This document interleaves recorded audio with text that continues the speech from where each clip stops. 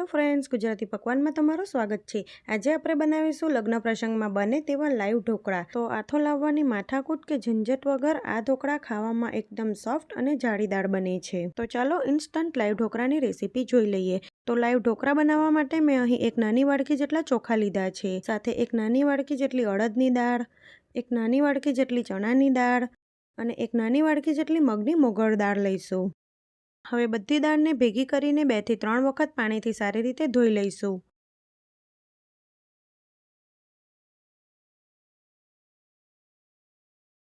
પછી દાળ અને ચોખા ડૂબે એટલું પાણી નાખી 3 થી 4 કલાક માટે પલાળી દઈશું। તો લગભગ 4 કલાક પછી દાળ ચોખા પલળીને ફૂલી ગયા છે અને સાથે સોફ્ટ પણ થઈ ગયા છે। તો મીડિયમ સાઇઝનું મિક્સર જાર લઈ તેમાંથી પાણી નિતારી દાળ ચોખાને ઉમેરીશું। તો પહેલાં આપણે આમાંથી અડધા દાળ ચોખા વાટીશું। સાથે જ આપણે તેમાં 2 થી 3 ચમચી જેટલું ખાટું દહીં ઉમેરીશું અને થોડુંક પાણી નાખી બારીક પીસી લઈશું। તો અહીં તમે જોઈ શકો છો એકદમ સરસ દાળ ચોખા પીસાઈ ગયા છે। તેને આપણે એક બાઉલમાં કાઢી લઈશું અને બાકી રહેલા દાળ ચોખાને પણ આ જ રીતે પીસી લઈશું। જે દાળ ચોખા પલાળ્યા હતા તેનાથી 3 થાળી જેટલા ઢોકળા બને છે, પણ અત્યારે હું 1 થાળી જેટલા ઢોકળા બનાવું છું। તો અહીં મેં 1 પ્લેટ જેટલું બેટર આ વાડકામાં કાઢી લીધું છે। હવે આ બેટરમાં આપણે મસાલા કરીશું। તો 1 ચમચી આદુ મરચાંની પેસ્ટ, 1/4 ટેબલસ્પૂન જેટલી હળદર, 1 ટેબલસ્પૂન મીઠું નાખી સારી રીતે મિક્સ કરી દઈશું।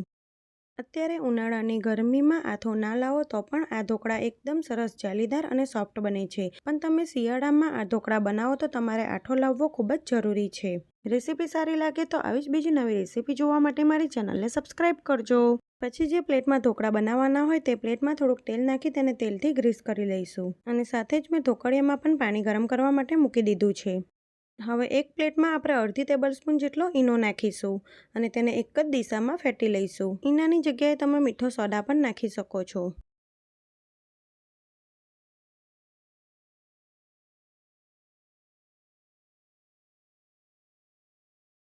ઈનો નાખ્યા પછી તરત જ ઢોકળાને થવા માટે પ્લેટમાં મૂકી દઈશું। સાથે ઢોકળિયામાં પણ પાણી ગરમ થઈ ગયું છે।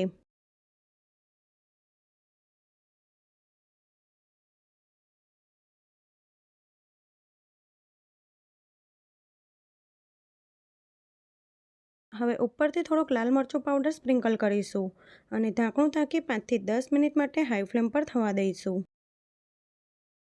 તો લગભગ 8 થી 10 મિનિટ પછી આપણે ઢોકળાને ચેક કરી લઈએ। તો તમે જોઈ શકો છો આપણા ઢોકળા એકદમ સરસ થઈ ગયા છે। તો ગેસની ફ્લેમ બંધ કરી દઈશું અને પ્લેટને બહાર કાઢી લઈશું। હવે ઢોકળા થોડા ગરમ હોય ત્યારે જ તેની ઉપર 1 ચમચી જેટલું સિંગતેલ લગાવી દઈશું। આ રીતે ઉપર સિંગતેલ લગાવવાથી ઢોકળા તમારા એકદમ સોફ્ટ રહેશે અને ઢોકળાને થોડાક સિજવવા દઈશું, એટલે કે થોડાક ઠંડા થવા દઈશું। હવે આપણે ઢોકળાને ચોરસ શેપમાં કટ કરી લઈશું। સાથે આ ઢોકળા ખાવામાં ખૂબ જ ટેસ્ટી લાગે છે અને આ ઢોકળાને તમે તેલ અથવા તો લસણની ચટણી સાથે સર્વ કરી શકો છો અને તમે જોઈ શકો છો આપણા ઢોકળા એકદમ સોફ્ટ અને જાળીદાર બન્યા છે। તો તમે એક વખત આ રીતે લાઈવ ઢોકળાની રેસીપી જરૂરથી ટ્રાય કરજો। તમારા ઘરમાં નાના બાળકોથી મોટાઓને બધાને ખૂબ જ ભાવશે। જો તમને મારી રેસીપી સારી લાગે તો આવી જ બીજી નવી રેસીપી જોવા માટે મારી ચેનલને સબસ્ક્રાઈબ કરજો। Thanks for watching.